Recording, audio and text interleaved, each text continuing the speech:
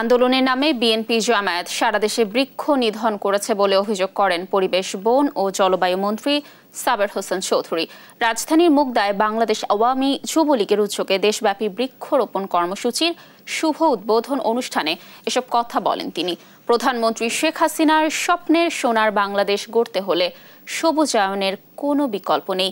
তাই সারা দেশে সবুজায়নের লক্ষ্যে সবাইকে উদ্যমী হওয়ার আহ্বানও জানান তিনি।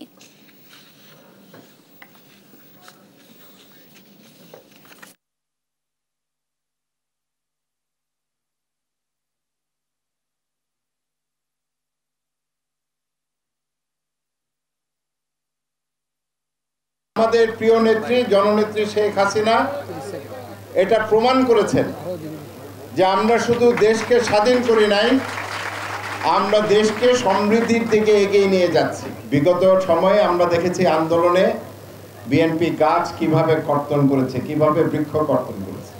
এটাও কিন্তু আমাদের একটা সম্পদ। একটা বাস পুড়িয়ে দেওয়া আর একটা গাছ কাটা সমান অপরাধ।